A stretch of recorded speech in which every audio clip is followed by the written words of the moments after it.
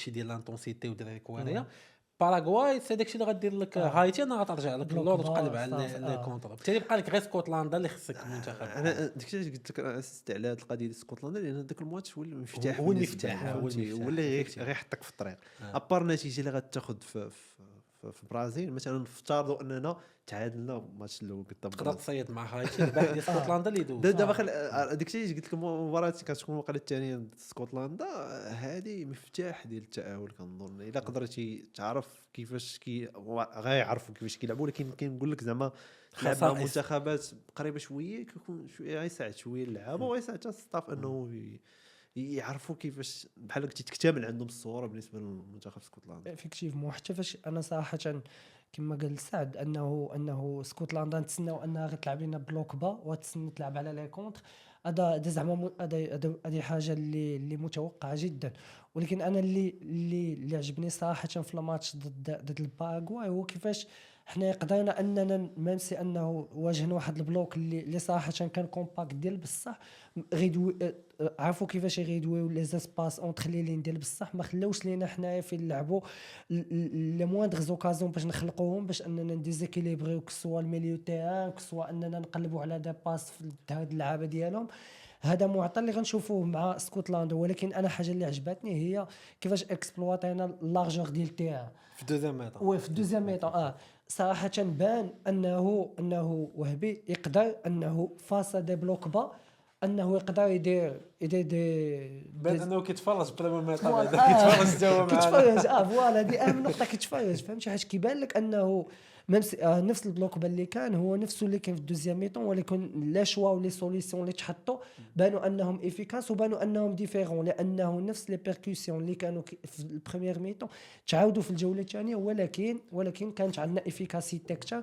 عرفنا كيفاش نخلقوا دي ترانزيسيون اللي نديروا بهم سور نومبر على سورتو في الميليو تاع فوالا في الكوتي غوش، اللي خلانا اننا نكونوا صراحه خطايين بزاف من ديك الجهه. وبالتالي كنشوف انه ماتش ضد ادفيرسير اللي ستيل جو ديالو قريب بلوز او موا من اسكتلندا غيعاوننا بزاف. غير المعطى اللي بغيت نمشي عليه واللي كما ذكرت هو انه خص يكون في ميريكان، فهمتي، حيتاش باش تلعب مثلا لعب تما دي كونديسيون اخرين، بحال مثلا فاش كنا كنلعبوا مثلا في الكوب دافريك، فاش كنلعبوا مثلا في شي بلاد سابا باش ما نقولوا حتى شي حاجه، فهمتي، دي كونديسيون كليماتيك. انا من بين الحوايج اللي خالعيني هو مثلا شفت رجعتوا الفينال ديال تشيلسي وباريس سان جيرمان في كاس العالم للانديه، شفنا باريس سان جيرمان كانها ما كانتش في الماتش. ماشي حيت باريس سان جيرمان يعني حيت الباتري حيت ما عرفوش راسهم فين لاعبين افيكتيفون، ما عرفوش راسهم. لا شوف راه كانت اجواء صعيبه، وداك الشيء اللي غنشوفوا انت ما توقعش بغيت تلعب الكره بزاف لعبتي في واحد الجو ما حسناش غندموا بحال هذا، فهمتي، ما ولا حتى راه بزاف ديال الناس تيران دايروا مجموع وكتضغط على الجمهور. راه التيرانات راه فيهم دوك الخويات بين لا الصوت راه كيمشي هذاك صحابهم ولا عبد الله 68000 واحد كيضغط لك على ولا قطر مثلا. والمساله ديال ان حتى المنتخبات كاين بزاف منتخبات لعبوا في امريكا، يعني راه حتى المباريات الوديه فرنسا الارجنتين هذوك قرابين لهم، فهمتي، فرنسا شكون اخر بزاف المنتخبات لعبوا تما. غير واحد النقطه نرجعوا لها باش ما تفوتناش، هو انه بزاف ديال الناس ومعظم ديال الناس مستصغرين المجموعه المنتخب في كاس العالم بواحد الطريقه، زعما راه غير هايتي واسكتلندا اخوان الله يجزيكم بخير. انا بالنسبه لي راه كتصنف مع مجموعه الموت، لانه مجموعه قويه وبدنيا قويه. لا كتصنف مع مجموعات الموت، يعني كاين واحد 3 المجموعات صعاب ولا 4. انا كنصنف مجموعه المغرب معاهم. علاش؟ انه دابا خلينا ما نشوفوا منتخبات بالاسماء. اسكتلندا بالنسبه لي منتخب اصعب من بلجيكا مثلا، اللي الناس كيعتبرها منتخب كبير. اسكتلندا منتخب اللي ماتش ديالو يقدر يكون كيبان على الورق اسهل من البرازيل، مي في الواقع يقدر يكون اصعب من البرازيل. البرازيل كتاب مفتوح، كنعرفوا كيفاش كتلعب، كنعرفوا انشيلوتي. ولكن اسكتلندا منتخب ما كتعرفوش بزاف، وعنده لاعبين عندهم ماركين، عندهم ماكتوميناي، عندهم لاعبين، عندهم مليون، عندهم لاعبين اللي على فوا عطاشه صحاح كلهم ولاد بريمير ليغ تقريبا، كلهم عندهم واحد الريتم طالع، انتونسيتي كبير. وكلهم لاعبين روبرتسون. روبرتسون وهذاك بيل جيلمور ديال اللي فلوس. كان في نابولي. يعني منتخب صعيب. هايتي اللي حاقرينو كاملين لاطاك ديالو كامل كتلعب في ليغ لا عنده لعابه مزيانين جنسوا لاعبين كيلعبوا كره حديثه، ماشي داكشي ديال وغيدخلوا حتى معاك انت بتحفزين انهم يديروا ماركي وبالنسبه لهم راه كيبان لهم حتى هما راه داك الماتش ديال المغرب ولا اسكتلندا راه هو داك الماتش اللي خصهم يحيحوا فيه. راه كيبان لهم بحال لاعبين مع الارجنتين وفرنسا، فهمتي، المغرب والبرازيل، دونك عندهم حافز ديال اللاعبين من منتخبات كبار. اول كوب دو موند ما عندهم ما يخسروا، يقدروا وبالتالي حنا خصنا نكونوا اوبتيميست شي شويه، ولكن ماشي نعيقوا بزاف. راه عندنا مجموعه صعيبه. كاينه نقطه اللي زوينه كثرت في هذه اللحظه هذه، النقطه اللي زوينه هو انه منتخبات ما كيعرفوش دابا منتخب وهبي. لي زادفيرسير ما كيعرفوش منتخب وهذه وهبي. مزيان. وخاطر رجعت تفرج في كوب دافريك لا علاقه هذا الكوب دافريك بهادشي اللي غتشوفوا دابا وشي اللي غنشوفوا في كاس العالم. وبالتالي هذه نقطه مزيانه بزاف، ايجابيه. وسيرتو انه كنقولوا حنا ما عندناش بزاف المباريات باش نحكموا عليهم، ولكن مزيان عندهم ما عندناش بزاف المباريات باش المنتخبات يحكموا علينا. بار كونطر المنتخبات لي زادفيرسير اللي عندنا في كوب دو موند عندهم واحد الاستقرار فني بثلاثه بهم، المدربين ديالهم هما اللي اهلوهم، عندهم بزاف الماتشات في التصفيات، دونك بالنسبه لنا هما واضحين، السيناريوهات ديالهم واضحين. حنا اللي عندنا عنصر المفاجاه وحنا اللي نقدروا نخلقوا نفاجئوهم في المباريات. خصوصا انه انا بالنسبه لي فاش كنشوف مثلا هاد لي دو ماتش عطاونا دي زانديس اللي بزاف على انه نقدروا نشوفوا المنتخب بزاف ديال لا شوا ويعطي بزاف ويعطي دي روندمون اللي مختلفين. فاش كنشوفوا مثلا الماتش الاول مقارنه مع الماتش الثاني، فاش كنشوفوا مثلا لي زيلي اللي لعبنا بهم في الماتش الاول ضد ليكوادور، سي فري كو ما خلقناش خطوره كبيره، سي فري كو ما كناش متوفقين بزاف، ولكن كيبان انه نقدروا نديروا احسن. فهمتي مثلا مع زلزولي ومع دياز نقدروا اللاعبين اللي كيكبروا في الكومبيتيسيون الكبار. شفنا دياز قبل لاكان ما كان بروندمون اللي متواضع بزاف مع الريال، ولكن في لاكان جا دا روندمون كبير مع المنتخب. زلزولي حتى هو الى عقلنا مع المنتخب، سي فري كو زلزولي في الكارير ديالو ما سجلش بزاف مع المنتخب، ولكن لي بريستاسيون ديالو في الكوتي انديفيدويل الا بغينا ندويو مزيان. فهمتي كان شي بوفال حنا ما كانش الصراحه. عرفتي المشكله ديالي مع الزلزولي ماشي حتى شو تكونفيرمي عرفتي مشكلتي معاه هو قرارات ديالو. القرار هو اللي واحد الكره باش يقصد البوطو اغلبيه عنده اونجل واضحه 90 درجه يجي شوف البوطو دار على اليسار باش يجي الكورنر. شوف قرارات ديالو ماشي نقول لك كلها غلطه، ولكن اغلبيه كتكون ماشي صحيحه. علاش ما عرفتش بغيت ندخل ليه الدماغ ديالو نشوف واش كيفكر 700 عندك حيت بعض المرات كيدير قرارات غبيه والله بصراحه. يعني بعض المرات كتقول علاش اصاحبي درتي هذه، ما كان خصك زعما ساهله، زعما شد كره. بعض المرات كيجري قبل كاع ما توصل الكره ما يشدها، فهمتي، يدير ديماراج قبل كاع ما يشد الكره. بعض المرات كيشد الكره وعاود ما يكروشي مثلا اليمين كيكروشي اليسار، بحال اللقطه ديال سميتو مشى لونغل اللي عارف ان صافي الاخر ينفو غيحط كتفو بحال هكا صافي مشيتي بحال. يعني انت ماشي امراض زعما غدير. اعتقد عندنا خيارات تما من غير لا طالبين. كاين لاش عقلت شوف كاس العالم اوفا راه جاسم كان كيلعب تما على باز، كان لعب كاع الماتشات تما، واحد الماتش ما يلعب تما. لا هو نورمالمون مع ما كيلعبوا بحال كتي باش يكون في كل والدروا في اليسار كيلعبوا في اليمين وجاسم كيلعب على اليسار. نقدروا نستغلوا جاسم تمايا. لا مع عمر هذا باش مزيان كنقول لك انه راه كيلعب على اليمين ولا اليسار. اليمين اليسار وفي الغالب هو عز عليه انه يلعبوا في واتفورد كيلعب على اليسار، في المنتخب كيلعب على اليمين باش كيعطي ديك اللعبه ديال السونطراج. اي سونطراج وفي واتفورد كيدخل باش يعني بالنسبه لي من الاسماء اللي تنتسناو زعما مالوغوزمون ما كانش في التجمع، ولكن كنظن غتكون في كاس العالم ان شاء الله. في قضيه ديال اللعابه مادام ذكرناهم وجبدناهم، بغيتكم تقولوا لي وجهه نظركم شكون هما اللعابه اللي ربحوا دي بوين واللعابه اللي خسروا دي بوين. حيت كاين لعابه ربحوا دي بوين وكاين لعابه خسروا دي بوين. ما كانوش انا ديك اللعابه اللي خسروا ما غيكونوش، ولكن كاين لعابه بغي نعرف منكم.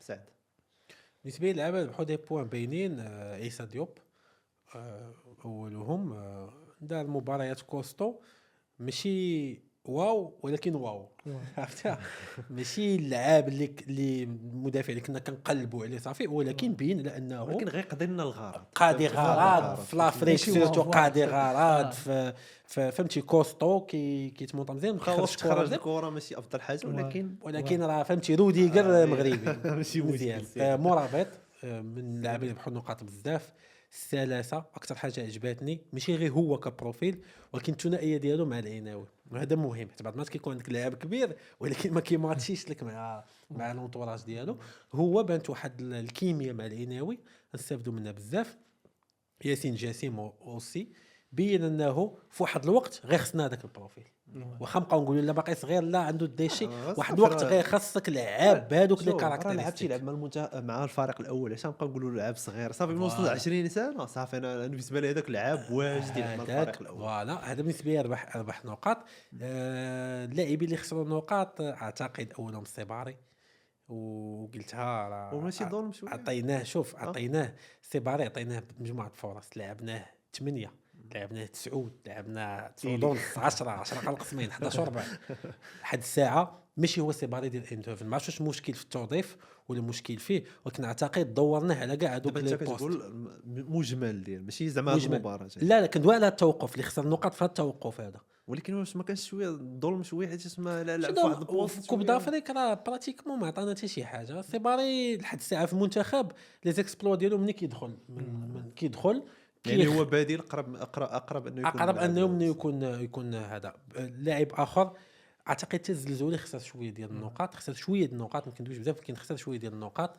طالبيه تعطاتو تقريبا مقابله كامله بين شي حوايج ولكن ما بينش انه راه انا اللي غادي نجلس الزلزولي احتياطي غتبقى المنافسه حسينا انه ديك البلاصه بقات ناقصه فهمتي يعني بيناتهم ممكن غنعاودوا نقلبوا على شي بلان اخر على شي فكره اخرى باركونط مثلا المرابط بالنسبه لي بحال قال اخوان الديبا ديال الميليو تيران انتهى انا راني رسمي انا والعناوي دونك بالنسبه لي هما اللاعبين اللي ربحوا واللي خسروا النقاط حتى انا صراحه ما نختلفش معك بزاف غير انا صافي كو ديوب نفعنا فهمتي عاوننا في هاد لي دو ماتش هادو اللي كانوا مهمين بزاف بين انه يقدر يعاوننا نقدروا نعتمدوا عليه في دي ماتش كان بوغ موا انا ماشي داك البروفيل اللي بصح محتاجين ليه هو مزيان فهمتي عاون في هاد لي دو ماتش دا بريستاسيون لي بلوز او موا مزيانه ما بوغ موا انا زعما كايديالي ما كنشوفش باللي هو البروفيل اللي خاصنا والبروفيل اللي نقدروا نعتمدوا عليه باش نقولوا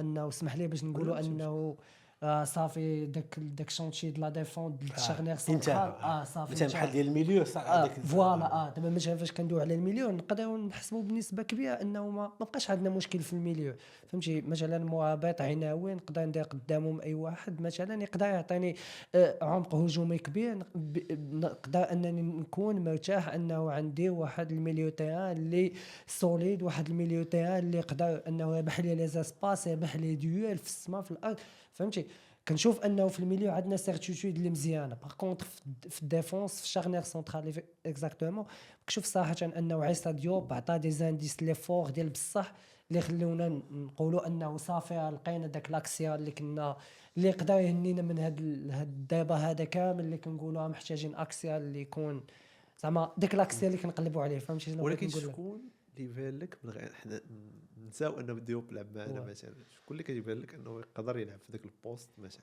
انا صراحه انا ما قلتش انه ماشي هو اللي غيلعب راه دابا عندك المشكل انه ما عندكش خيارات ماشي نقول ما عندكش خيارات ما عندكش خيار غتثق فيه غتقول هذا غنلعب فكره اخرى هو اللي يقول على انه وهبي كيقدر يوزع الادوار وانا كتمشي توزع ادوار دفاعيه على 8 اللعابه اللي كيبقاو في هذيك المنطقه بعد ما تيلي عندكش واحد مزيان فراك كتدافع بواحد البلوك اللي ما كيخليش ان داك الضعف ولا داك اللاعب يبان. نعطيك واحد المثال بسيط، ريال مدريد واحد العام سالت الماتش ديالها مع السيتي لعب باللور 3-4 اظهره فاسكيز كارفاخال ناتشو وميندي، واحد فيه السكر وواحد فيه القلب، واحد عطاه غير الشيشه، وواحد سمحه قدام بوه، واحد الاصابه ما عنده ثمن. اتهام خطير هذا. وبقات ولعبوا اكثر من ساعه وما لاعبين بدفاع اللي توعد فيهم قلب دفاع كلهم اظهره، ولكن علاش؟ حيت لو سيستيم كان ما كيوصلهمش اصلا الكره. دونك قدروا نمشيو حنا في هذا لا ديمارش، هو اننا نغارونتي وندافعوا كمجموعه احسن من ندافعوا كافراد. وهاد اللقطه راه هي البيت ديال الاكوادور، وانه وجدنا واحد المرحله غندافعوا كافراد. تورقنا انه ما درناش ماركاج مزيان، ودخل واحد دخل كيتسارى وسط من الكاري وخداو ماركا. ملي كيكون عندك هذاك البلوك، وهذه صراحه كان وليد الكراكي خطير فيها. ينفو كيدير لك واحد البلوك اللي كنسميو كومباكت، ما فيهش مساحات بين الليلين بزاف.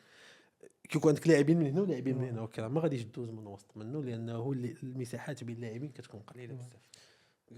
كمل في اللعب اللي شفتيهم ربحوا النقاط.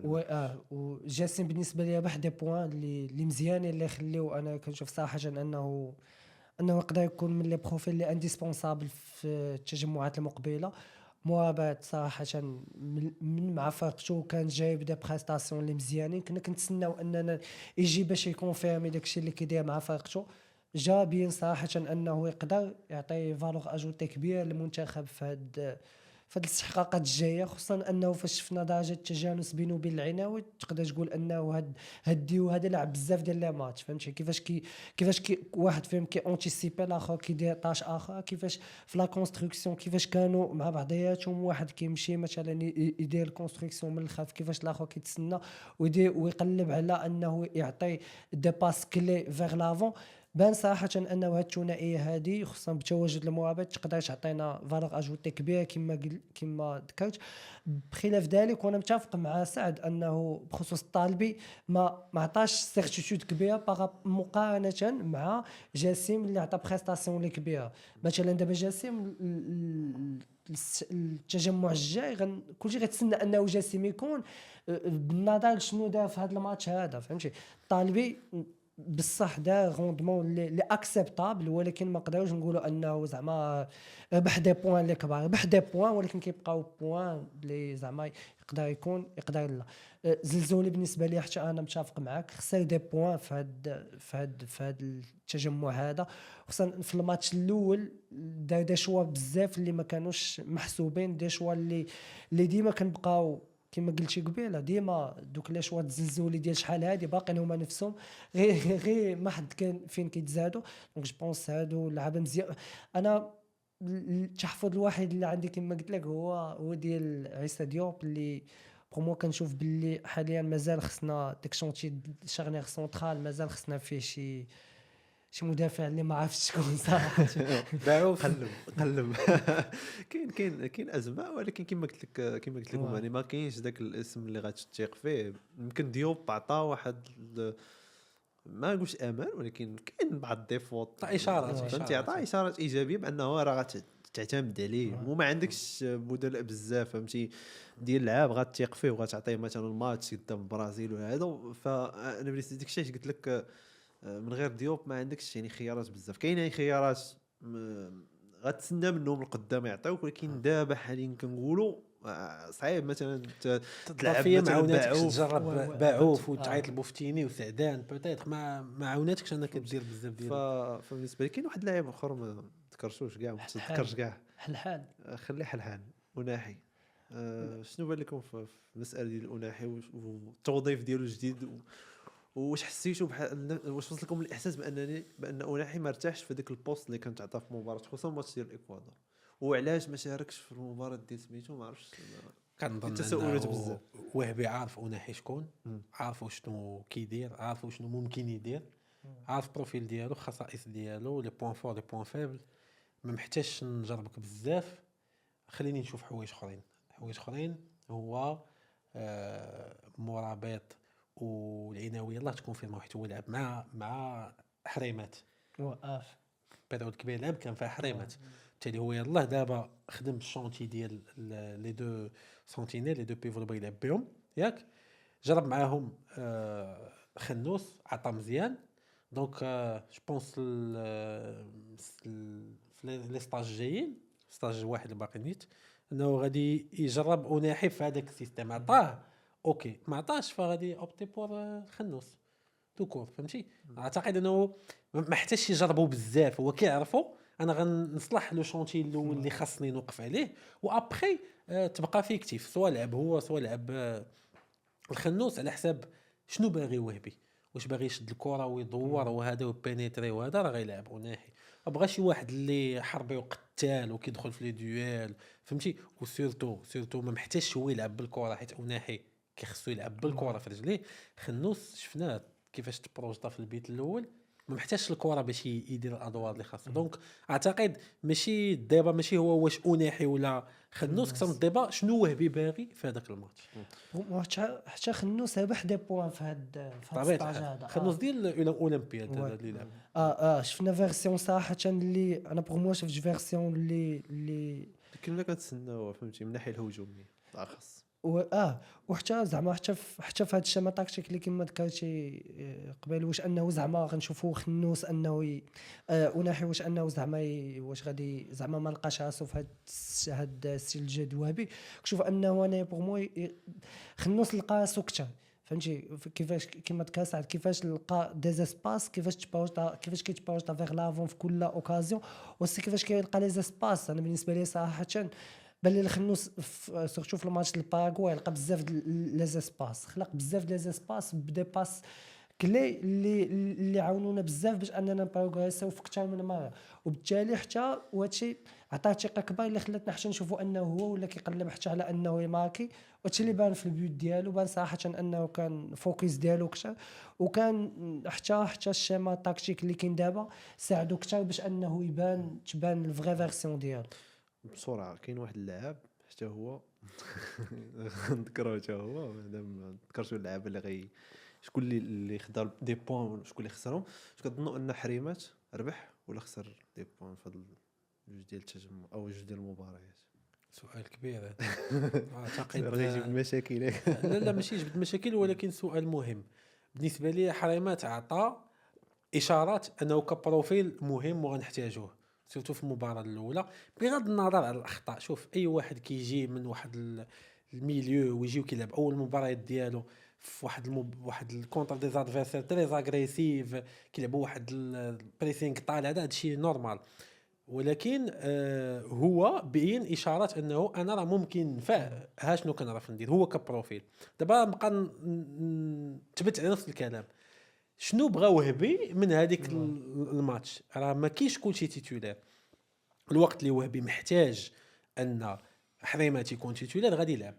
دوينا في الاوف قلنا انه من الحوايج اللي خلاو حريمات ما يبانش طوب في الماتش الاول، وانه حتى العناوي ما كانش عارف شنو خصو يدير ولا فين غيوقف. كنا كنلقاو واقفين حدا بعضياتهم، وكان خاصهم بزاف ديال التواصل. من بعد بحال تفورجا العناوي في البوست ديالو، حتى هو كان المولف كيلعب بوحدو في البيفو ولا كيلعب 8، يعني كاين واحد موراه هو اللي كيدير داك الخدمه. منين لقى راسو هو واحد على نفس لالين والعناوي كيلعب في العرض اكثر ما كيلعب في الطول، دونك كان ديما كيجي عند حريمات وكيقول حريمات ديك اللقطه ديال لا خاصك تبقى من الجهه اخرى ما خاصكش تجي. مع مرابط شفنا العكس، انه بدا كيفهم. دابا انا قلت لك كنتمنى ان نشوف في الاستحقاق القادم مرابط وحريمات بوتيتر، او نشوفوا عاوتاني حريمات والعناوي باش نعرفوا ما مدى استيعابه الدور ديالو اللي بغاه وهبي انه يدير. ولكن عموما قدم اشارات انه يستحق فرصه اكبر. افكتيفمون حتى نفس الحاجه صراحه كان انه ممكن نشوفوا بريستاسيون احسن شويه احسن من حريمات. كان يقدر يعطي دي زانديس كثر بانه عنده احقيه باش انه يزيد ياخذ دي زوكازيون طون جو كثر مع المنتخب. ولكن البريستاسيون ديالو اللي دار في هاد لي دو ماتش هادو كتبقى اكسبتابل. والاهم هو ان كاين هامش ديال التطور اننا نشوفوا احسن، سورتو انه هادو لي دو بريمير ماتش ديال وهبي.